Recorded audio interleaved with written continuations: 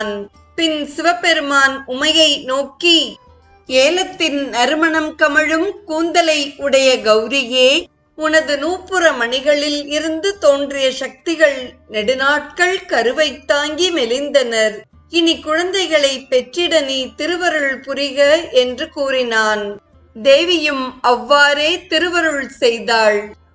அம்பிகையின் நூப்புறத்திலிருந்து தோன்றிய 9 சக்திகளையும் அவர்கள் பெற்றெடுத்த வீரர்களையும் அவர்களது நிறத்தையும் நாம் இங்கே சிந்திப்போம். மாணிக்கவல்லி என்னும் முதல் சக்திக்கு செந்தாமரை நிறம் உள்ள வீரவாகுத்தேவர் தோன்றினார். முத்துவல்லி என்னும் 2வது சக்திக்கு பால் நிறமுள்ள வீரகேசரி தோன்றினார். புஷ்பராகவல்லி என்னும் 3வது சக்திக்கு பொன்னிறம் கொண்ட வீர மகேந்திரர் தோன்றினார். கோமேதகவல்லி என்னும் 4வது சக்திக்கு கத்திரிப்பூ நிறம் கொண்ட வீர மகேஸ்வரர் தோன்றினார். வைடூரியவல்லி என்னும் 5வது சக்திக்கு வெண்ணீலமும் பச்சை நிறமும் கலந்து வீர புரந்தரர் தோன்றினார்.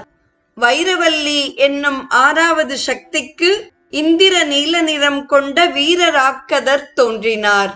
மரகதவல்லி என்னும் 7வது சக்திக்கு பச்சை நிறமுள்ள வீர மார்த்தாண்டர் தோன்றினார்.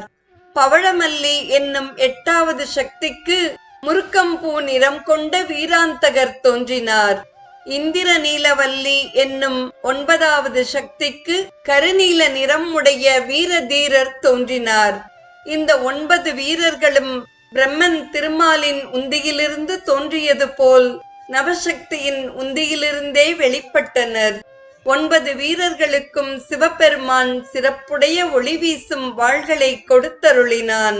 முன்னரே தோன்றியிருந்த 1,00,000 வீரர்களுக்கும் சிவசக்தி தம்பதியர் தங்கள் அருட்பார்வையை அருளினர். நீங்கள் 1,09,000 வீரர்களும் குமரக் கடவுளுக்கு உறுதுணையாக இருந்து அவன் இட்ட பணியை செய்து வருதல் வேண்டும் என்று ஈசன் அவர்களுக்கு உரிய பணியை எடுத்துரைத்தான். 1,09,000 வீரர்களும் ஒரு தாய் மக்களாக ஒருவரை ஒருவர் அன்போடு தழுவி மகிழ்ந்தனர். குமரனுடன் போருக்கு புறப்படும் நாள் வரையிலும் அவர்கள் அம்பிகையின் அருட்பார்வையை விட்டு அகலாமல் அவளுக்கு உகந்த அணுக்கத் தொண்டுகளை புரிந்து வந்தனர்.